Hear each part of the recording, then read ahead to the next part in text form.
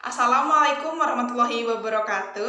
Halo Sobat Civikus, perkenalkan saya Lakamita Utami, mahasiswi program studi Teknologi Pendidikan, Fakultas Keguruan dan Ilmu Pendidikan, Universitas Palangkaraya. Untuk memenuhi tugas akhir dari mata kuliah Pendidikan Kewarganegaraan, saya akan membuat sebuah video pembelajaran yang dimana materi yang akan saya sampaikan itu adalah materi terkait dengan pandangan dan sikap BEM Universitas Indonesia terhadap jalannya reformasi. Untuk referensi yang saya gunakan dalam pembuatan video pembelajaran ini adalah buku dari Bapak Bambang Yuniarto.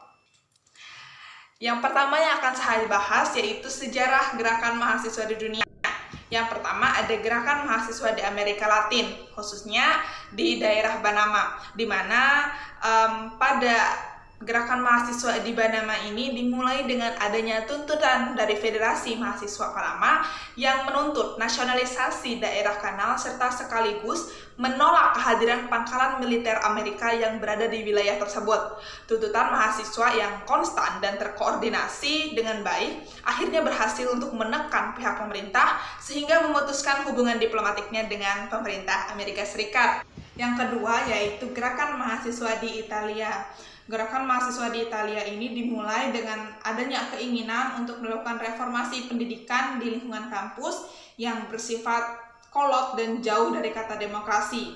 Universitas di Italia ini memiliki tradisi pedagogi yang paling otoriter, di mana para profesor ataupun para pendidik di sana itu membuat soal itu berdasarkan diktat yang mereka miliki. Jadi para mahasiswa itu tidak memiliki kebebasan untuk mendapatkan lebih dari apa yang mereka pelajari. Jadi pengetahuan mereka hanya berdasarkan pada diktat yang sudah diberikan oleh para profesornya, begitu.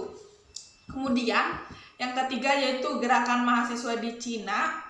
Ini untuk kawasan Asia ya. Nah, di mana gerakan mahasiswa di Cina ini mempunyai peranan penting dalam kehidupan politik di negaranya. Kalau tadi di Italia itu pada pendidikan, tapi kalau di Cina ini dia lebih ke politik negaranya, di mana demonstrasi besar-besaran ini pertama dilakukan oleh mahasiswa Cina untuk menentang imperialisme Jepang yang dilakukan pada 4 Mei. Akhirnya, setelah aksi yang dilakukan oleh mahasiswa Cina pada tahun 1919 ini membuahkan hasil juga.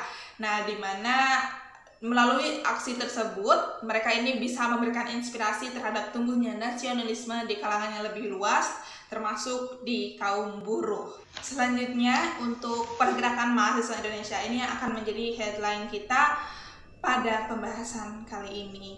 Nah, sebenarnya untuk pergerakan mahasiswa Indonesia ini sudah dimulai dari tahun 1908, di mana mahasiswa kedokteran Stovia menuntut kepada pemerintah kolonial Belanda untuk memberi akses yang lebih luas bagi pendidikan golongan pribumi. Hal tersebut diperkuat lagi pada tahun selanjutnya, tahun 1928, dengan diadakannya Sumpah Pemuda.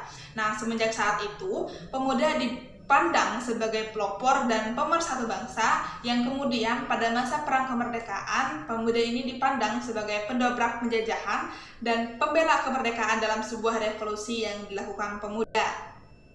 Ada 3 puncak kejayaan gerakan mahasiswa yang ada dalam buku ini. Yang pertama yaitu pada awal 1970-an, di mana situasi pada awal tahun 1970-an ini dianggap melenceng dari 3 perjuangan mahasiswa di kala itu, ataupun biasanya disebut Tritura ya, di mana hal tersebut merangsang mahasiswa untuk melakukan berbagai aksi dan menekan pemerintah tentang semakin menguatnya gejala korupsi dan semakin tajamnya kesenjangan sosial. Kemudian pada masa Orde Baru, di mana peristiwa kekerasan yang dilakukan Partai Komunis Indonesia atau yang biasa kita kenal sebagai G30S PKI telah dipakai sebagai entry point bagi mahasiswa dan militer untuk mendongkrak kekuasaan Soekarno yang dianggap terlalu dekat dengan beberapa kelompok. Nah, di mana pada akhir tahun 1996 bersama-sama dengan pihak militer, mahasiswa berhasil untuk menjatuhkan kekuasaan Soekarno yang pada masa itu dipandang sangat kuat dan tidak mudah untuk dijatuhkan.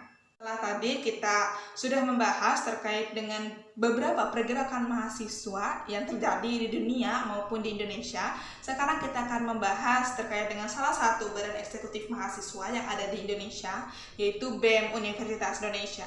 BEM Universitas Indonesia adalah badan eksekutif yang dibentuk melalui musyawarah mahasiswa Universitas Indonesia pada tahun 1999 yang didasarkan pada keyakinan dan keinginan bersama bahwa sebuah wadah demokratis yang datang dari dan untuk mereka sendiri itu sangat perlu untuk dibentuk. Selanjutnya yaitu analisis pandangan dan sikap BEM Universitas Indonesia terhadap jalannya reformasi, di mana dalam pandangan seluruh anggota BEM yang menjadi sampel penelitian ini teridentifikasi bahwa pemerintahan sekarang ini yang dipimpin oleh Ibu Megawati Soekarno Putri itu masih belum benar-benar terwujud. Reformasi yang mereka inginkan ini mereka harapkan belum benar-benar terwujud, di mana separuh dari anggota menjawab belum sepenuhnya dan separuhnya lagi menjawab belum sama sekali. Hal ini menunjukkan tentang persepsi mereka tentang jalannya pemerintahan sekarang.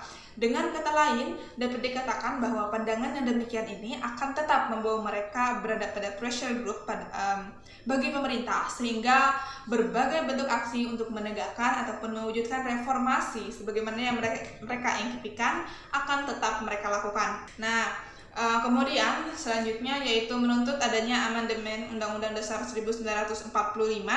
Nah, tuntutan terhadap adanya perubahan UUD 1945 ini